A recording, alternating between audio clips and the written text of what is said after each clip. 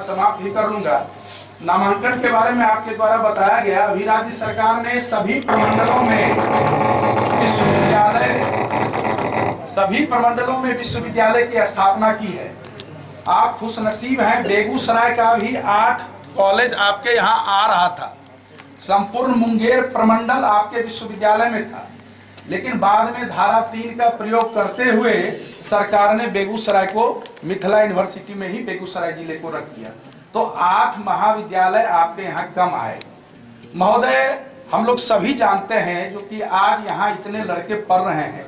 आपने कहा कि नामांकन की संख्या में वृद्धि हुई है। स्वाभाविक है, जब नामांकन की संख्या में वृद्धि होगी तो परीक्षा फल में भी वृद्धि होगी, लेकिन आउटपुट कहाँ दीजिएगा? अगर पोस्ट ग्रेजुएट के लिए 3 वर्षों में आपके द्वारा या सीनेट सभा 2 बार इसके पूर्व हो चुका है, तो आपके द्वारा तो प्रस्ताव भेज देना चाहिए था। चूंकि अब सभी प्रमंडल में विश्वविद्यालय हैं और पढ़ाई अगर पोस्ट ग्रेजुएट की नहीं होती है, यूजी में अतिथि शिक्षकों की नियुक्ति नहीं होती है, तो मुझे लगता है छात्र छात्राओं के साथ ये एक मजाक होगा। कहने को हम जो भी एकदम ऑर्नामेंटल कह दें, लेकिन अतिथि शिक्षकों की नियुक्ति पहले उनके लिए पैसे महाविद्यालय देती थी, विश्वविद्यालय देते थे, और आज की तिथि में राज्य सरकार देती है। राज्य सरकार आपको कहती हुई है जो कि बजट में आप प्रस्तावित करके भेजिए, जितने भी अतिथि शिक्षक हैं उनकी राशि डिमांड कीजिए। मुझे जहां तक पता है, कुछ यहां से बताया गया था जो कि अतिथि शिक्षकों के लिए राशि भी विश्वविद्यालय में जमा है।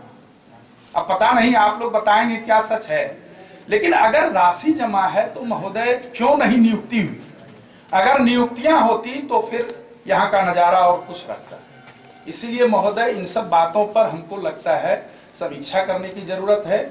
और अगले सिंडिकेट में मैं तो यह भी आग्रह करूंगा, ये बजट से संबंधित सीनेट वर्ष में कम से कम 1 सीनेट और करना चाहिए। ये बजट से है, ये फरवरी मार्च में ही होता है, लेकिन एक अगर और सीनेट किया जाता है तो छात्र छात्राओं से, अभिभावकों से, शिक्षकों से, शिक्षकेतर कर्मियों से, पदाधिकारियों से संबंधित जितनी भी गतिविधियां होगी, जितनी भी समस्याएं आएंगी, उनके बारे में विवेचना होगी। उसके बारे में हम लोग कोई ठोस निष्कर्ष पर पहुंचेंगे। अतः मैं इन्हीं बातों को सुझाव